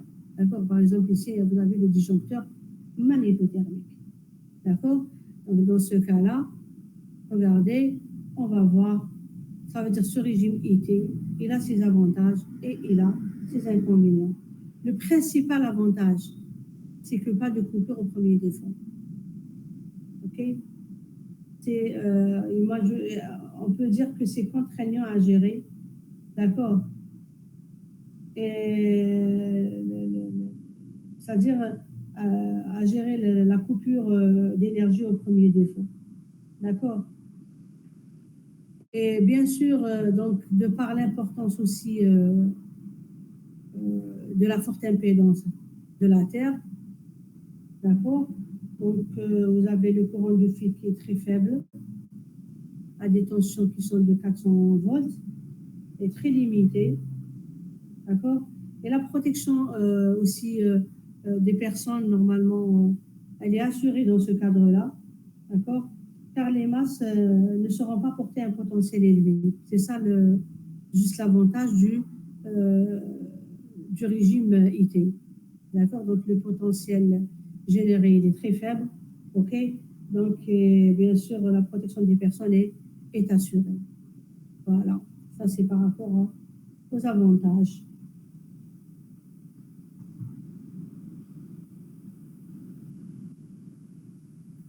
Si je prends ici, qu'est-ce qu'il nécessite le régime IT? Qui nécessite la présence d'un contrôleur d'isolement. Je dirais, il doit être efficace, efficace en permanence. D'accord? Parce que c'est lui qui va nous informer sur la présence du premier défaut. D'accord? Il va nous mesurer le courant de défaut. Donc, ce qu'il faut savoir, c'est que pour une installation en régime IT, ça nécessite quand même de disposer d'un personnel qui est compétent et réactif pour pouvoir contrôler en permanence l'installation. D'accord? Donc, on ne peut pas se permettre, afin qu'il, bien sûr, puisse réagir rapidement à l'apparition du défaut, d'accord? Et éviter l'endommagement, soit de l'installation ou, bien sûr, éviter les accidents pour le personnel intervenant et exploitant. Voilà. Les inconvénients. Donc, généralement, l'alimentation des récepteurs à courant de fuite importants comme les ordinateurs, les variateurs de vitesse, etc., sont assurés par ce qu'on appelle les transformateurs de séparation, c'est les transformateurs d'isolement. D'accord? Donc, le CPI pourrait signaler en permanence d'accord, le défaut qui est lié à l'un des récepteurs, d'accord. Et bien sûr, un seul, mais il peut être aveugle aux autres défauts, d'accord. Donc, s'il y aura d'autres défauts, il ne peut pas les voir, ok. Donc, c'est pour ça que je dirais, dans certains cas, la solution, c'est-à-dire qu'on doit adopter, c'est qu'il faut alimenter les récepteurs perturbateurs par un transformateur d'isolement, d'accord, de séparation. 400 volts généralement est à entrée et 400 volts en sortie, de manière à être séparé de la zone d'influence du CPI. D'accord, pour qu'il n'y aura pas d'influence avec le CPI qui va nous signaler le courant du premier défaut et on ne risque pas d'avoir des déclenchements. Par contre, la vérification de déclenchement en cas de deuxième défaut, simultané, en cas de deux défauts qui sont simultanés, elle peut être effectuée soit à l'étude par calcul, d'accord, comme vous voyez le voir avec les appareils, et là vous voyez c'est un appareil généralement de mesure, comme celui que vous avez l'habitude d'utiliser en TP, d'accord. Donc c'est par calcul qu'on doit faire lors de l'étude, bien sûr pour l'installation, ou bien sûr obligatoirement il peut être testé et mesuré lors de la mise en service par des appareils tels que les ampères de boucle, etc., les mesures de court-circuit, ainsi de suite. D'accord. Donc, on va passer. Est-ce que c'est clair pour les schémas de liaison? C'est bon pour tout le monde? Oui, madame, c'est clair. Donc, on va rentrer dans le cas de la mesure de terre et de résistivité. D'accord.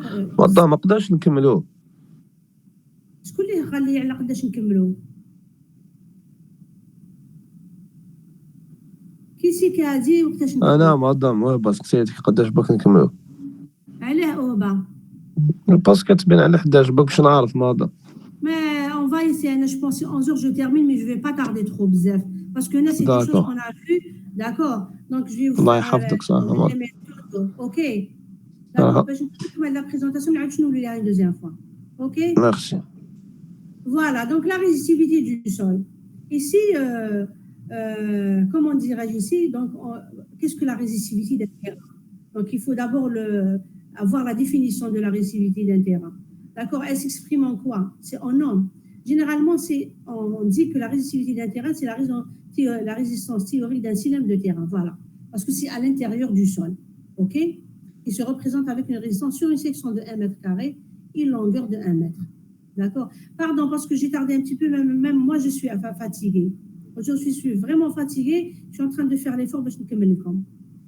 D'accord? C'est pour ça que peut-être j'ai tardé un peu plus. D'accord? Donc, elle traduit quoi? La résistance d'un terrain face à la circulation d'un courant. C'est ça ce qu'on appelle une résistivité. D'accord? La résistivité, elle dépend de quoi? Elle dépend de la nature du sol. D'accord? Donc, elle est variable d'une région à une autre. D'accord? Et ça dépend de la nature du terrain. Là, vous voyez, vous avez un tableau ici qui vous donne la nature des terrains. D'accord? Et bien sûr, la résistivité en ohms mètres. OK? Donc, cette résistivité dépend du taux d'humidité et de la température. Et là, vous l'avez remarqué en TP, surtout quand on avait fait la mesure de la prise de terre avant-hier. Donc, vous avez vu les différences, d'accord, d'un endroit à un autre avec vos camarades. Il y en a qui ont trouvé des valeurs qui sont complètement différentes. Donc, le gel ou la sécheresse augmente la résistivité. Je vous donne juste un exemple ici. Par exemple, pour un terrain marécageux comme celui de l'université qui est un terrain marécageux, normalement, la résistivité, elle ne dépasse pas quelques unités à 30 ohms mètres. D'accord? Si c'est plus, il y a un problème. D'accord? Pourquoi la résistivité de sol? Pourquoi la mesurer? Parce que c'est une question que j'ai posée presque à tout le monde en TP. Chacun comment il répond. D'accord? Mais personne, c'est rare où il y a des étudiants qui ont donné une réponse vraiment valable. D'accord? Pourquoi? Parce qu'on la mesure, parce qu'on doit choisir quand c'est possible l'emplacement et la forme des prises de terre, les réseaux de terre, avant leur construction. Parce que vous avez un terrain qui est assez important, donc je vais où installer ma prise de terre? À quel niveau? À quel point? Donc je teste un petit peu un peu partout le sol. Donc, il est important de choisir avec exactitude le meilleur emplacement pour les prises de terre. Prévoir aussi les caractéristiques électriques des prises de terre et réseaux de terre. C'est-à-dire, là, déjà, on se prépare à l'avance.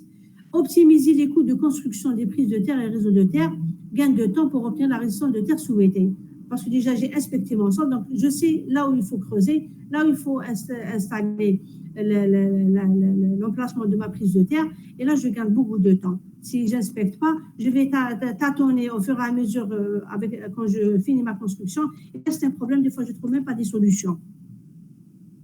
Voilà, on va revenir aux méthodes. Et là, pour vous expliquer, parce que on avait les méthodes de calcul des résidus. Parmi les méthodes, il y a la méthode de Wiener. D'accord, on avait parlé de ça. La valeur trouvée, elle doit être la plus faible possible. Et là, elle dépend bien sûr de la nature du sol. Et voilà, j'ai mis la photo du sol. Là, regardez, on peut avoir différentes couches, d'accord, avec différentes natures du sol qui vont bien sûr influencer la valeur de la résistivité du sol. Et là, la mesure, on a vu les deux méthodes, Wiener et comment dirais-je, Schlumberger. Et la différence entre les deux, c'est le problème de profondeur. Pourquoi la Wiener, elle travaille avec une seule profondeur, regardez, qui est H égale 3/4 de A. Par contre, la méthode de Schlumberger, comme les deux sont fixes et on change à chaque fois les extrémités, parce que les deux sont fixes, donc on a la possibilité de changer la profondeur plusieurs fois. Donc, elle travaille à des profondeurs qui sont assez variables. La mesure de prise de terre, une prise de terre, elle demande beaucoup d'attention pour pouvoir la réaliser dans de bonnes conditions, d'accord, qu'elle soit domestique ou industrielle. Donc, le raccordement, c'est une règle de base à respecter, d'accord, pour garantir la sécurité des personnes et la continuité des services. Si, par exemple, l'absence de prise de terre représente un danger pour la vie des personnes, d'accord, et la mise en péril des installations électriques, d'accord, donc, c'est pour ça qu'il faut des contrôles réguliers, d'accord, et là, c'est-à-dire, comme je vous ai expliqué en TP, ça demande des regards de visite pour pouvoir contrôler à chaque fois, parce qu'elle peut atteindre des valeurs qui sont extrêmement grandes, c'est comme si votre prise de terre n'existe pas. De nombreuses méthodes de mesure de terre existent en fonction des différents types du neutre. Donc, c'est le type d'installation. Est-ce que vous êtes dans une installation domestique, industrielle, milieu urbain, la campagne, etc. D'où la possibilité de mise hors tension, d'accord, etc. Donc, tout dépend de l'endroit là où vous allez installer, bien sûr, votre prise de terre. Voilà, quelle méthode utiliser suivant quel cas, d'accord. Donc, regardez, la norme, elle a expliqué ça, et même Chauvin-Arnaud, donc vous pouvez consulter, vous pouvez trouver ces informations, d'accord. Moi, je ne vais pas réinventer la roue, vous trouvez ces informations, que quand ça dépend du milieu, quand vous êtes dans un bâtiment à la campagne avec possibilité de planter des piquets, là, qu'est-ce qu'on utilise? 62%, triangle, variante des 62% et la mesure de boucle phase PE. Donc, on va voir ça rapidement. Ou bien vous êtes bâtiment en milieu urbain, sans possibilité de planter des piquets. Là, c'est différent. Vous allez voir, on va utiliser pas la méthode des 62%, c'est une méthode variante des 62%. On va la voir, qui va nécessiter l'utilisation d'un autre équipement. La même chose, mais à la mesure de boucle phase PE. La réseau de terre, par exemple, multiples en parallèle, donc qui sont différents. Donc ici, qu'est-ce qu'on fait? C'est des réseaux de terre qui existent, il y en a plusieurs, donc c'est des bâtisses, etc. Donc là, qu'est-ce qu'on fait? On doit recourir à utiliser les pinces de terre et la méthode variante des 62%. Parce que là, vous ne pouvez pas accéder, vous ne pouvez pas creuser pour faire vos piquets et bien sûr, vous ne pouvez pas utiliser l'appareil que vous avez l'habitude d'utiliser sur un terrain ou bien sur une prise de terre qui est à proximité d'un terrain qui peut vous faciliter la tâche pour les mesures. Voilà, la valeur, c'est vrai qu'on dit que là, c'est un exemple juste pour, si on a en 50 volts en milieu sec et 25 volts en milieu humide, on ne doit pas apparaître sur les masses accessibles pour les utilisateurs. Par exemple, si je prends pour 25 volts, le milieu le plus défavorable parce que c'est le milieu humide, d'accord, avec un DDR max, regardez combien? C'est 500 milliampères. Donc, on trouve 50 ohms. D'accord? Donc, et là, c'est une méthode qui vous permet d'estimer votre résistance de prise de terre en cas de mesure. Donc, suivant l'installation, ou suivant les limites que vous avez, le type de la nature du milieu, le DDR que vous avez, vous pouvez deviner quelle est la valeur de votre résistance de prise de terre. La méthode des 62%, vous la connaissez tous, si vous avez tous travaillé avec. Il y a juste un groupe qui reste pour la semaine prochaine. Donc, c'est une méthode qui a été issue de nombreux essais de terrain. C'est la seule méthode qui donne des résultats fiables parce que cette méthode a été testée sur le terrain. Et là, par exemple, en France, je vais vous donner un exemple, l'EDF, par exemple, en France, elle exige de faire les mesures sur des distances jusqu'à 100 mètres et plus, d'accord, pour décider des valeurs si elles sont correctes ou pas. Dans un bâtiment neuf, toujours déconnecter la barrette de terre avant la mesure. Et là, c'est pour information, comme on a expliqué la dernière fois en TP. Voilà la méthode des 62%. On a pour dire par rapport à la variation plus ou moins 10% pour la précision. Et là, c'est pour la précision parce qu'ils ont remarqué que quand on fait ça, si la valeur se stabilise, ça veut dire que la distance elle est suffisante. Et là, je peux dire que c'est la valeur la valeur elle est correcte. Ça veut dire la valeur que j'ai mesurée est correcte et dans la mesure, la suite des mesures, ça ne va pas changer. Donc, vous allez avoir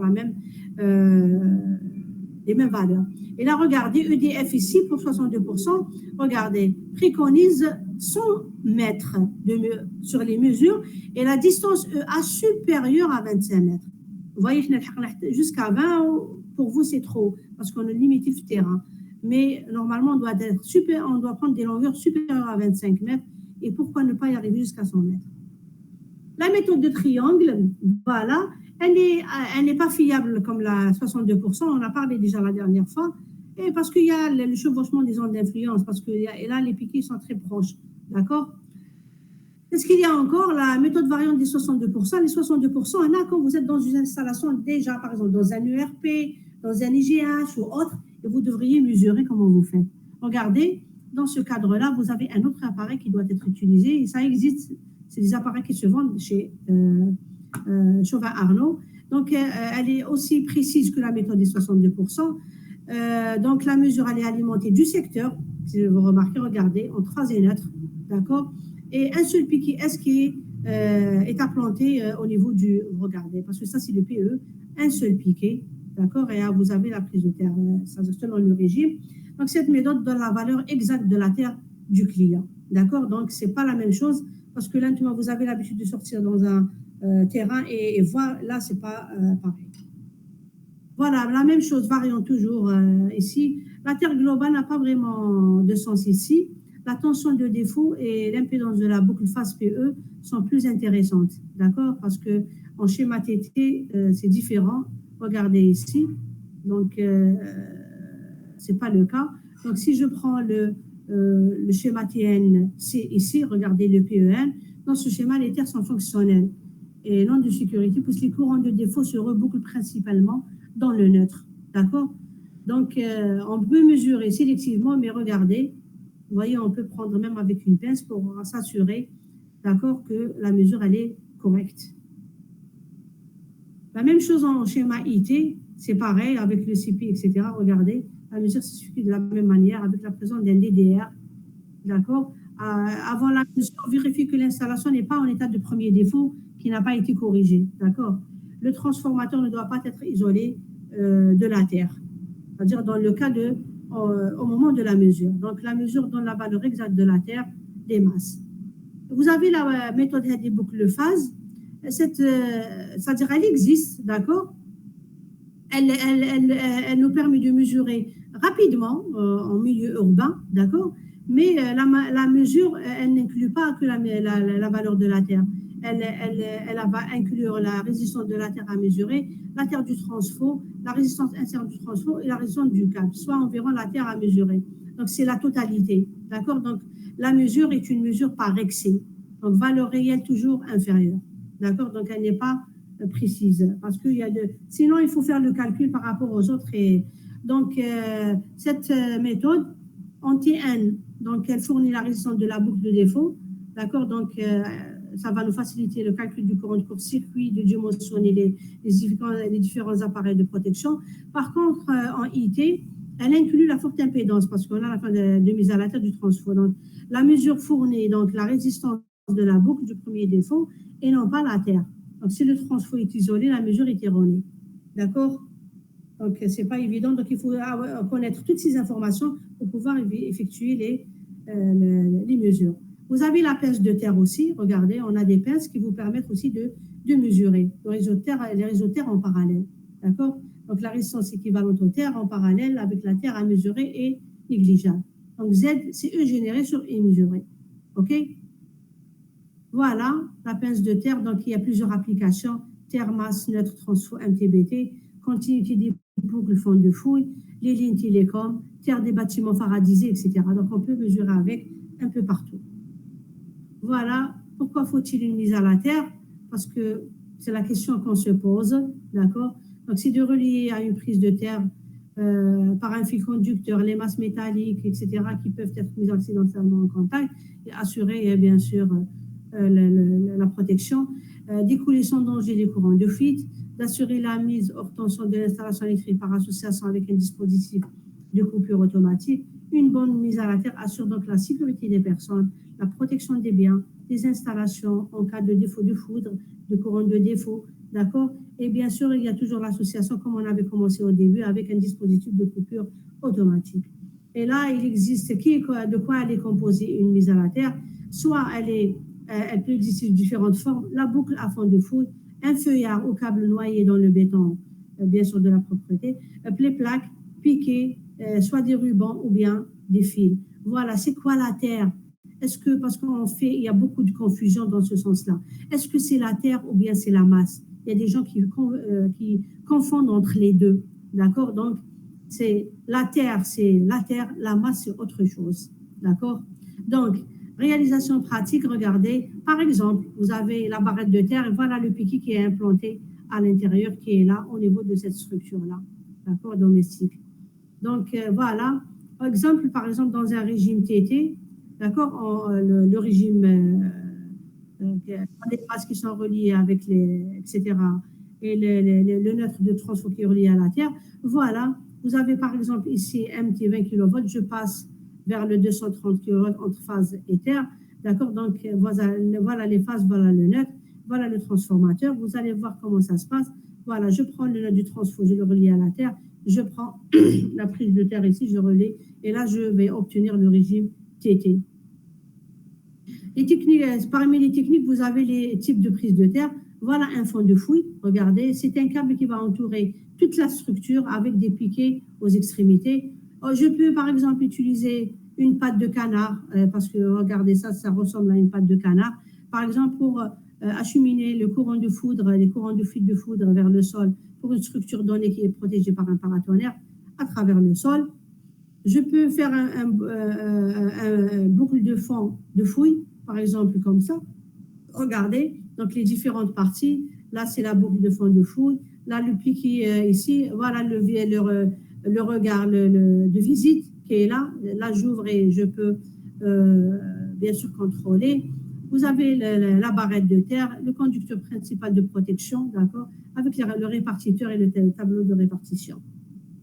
Voilà, vous avez des pattes de canard, donc c'est-à-dire les différents dispositifs, ou bien les pièces de jonction qui vous permettent de faire l'installation jusqu'à y arriver au sol. D'accord, donc les conducteurs de descente, prise de terre en fond de fouille et prise de terre paratonnerre. Parce que voilà, votre fond de fouille, voilà, paratonnerre, et la même chose. D'accord. Voilà, là pour la prise de terre ici, là c'est pour vous montrer qu'on ne peut pas placer comme ça n'importe comment. Par exemple, si j'ai une patte de canard ici, j'ai un triangle ici, regardez les distances, elles sont fixées par la norme. Et regardez, de l'extrémité à l'extrémité, je ne dois pas dépasser 2 mètres. Voilà, le piquet ne doit pas dépasser 2 mètres de longueur qui est enfoncé dans le sol. D'accord? Même pour une patte, par exemple, de canard ou patte d'oie, regardez, je dois respecter les distances qui sont données par la norme. D'accord? De la structure, et je rentre combien dans le sol et à partir de quelle distance je peux installer ma prise de terre dans le sol. Voilà, ça c'est un piquet vertical, d'accord, qui est introduit, voilà. Et là, regardez, c'est toujours 2 mètres pour le conducteur. En conclusion, qu'est-ce qu'on fait? Là, on peut dire en conclusion, la sécurité des personnes est trop importante pour être négligée, d'accord. Donc, c'est pour ça qu'on procède à l'installation des prises de terre et bien sûr à la maîtrise de ces régimes du neutre. Les mesures nécessaires pour garantir cette sécurité sont simples à mettre en œuvre, donc il suffit de les maîtriser seulement. Utiliser des appareils métrologiques et respectant en tout point les normes en vigueur. Et comme ça, sur cela, j'ai fini mon intervention. Est-ce que c'est bon pour tout le monde? Le message est passé? Oui, merci bien, c'était clair. Voilà. J'espère que dorénavant, vous n'auriez pas de lacunes à travers ça. Voilà, c'était ça le but. Au moins, vous avez déjà l'information. Personne ne va vous dire non, c'est pas vrai, c'est pas comme ça, ou bien, d'accord? Donc, j'espère que ça a été bénéfique pour vous. D'accord? C'est clair, pas de questions? C'est clair, madame. Ok. Je vous souhaite un bon courage. Inch'Allah.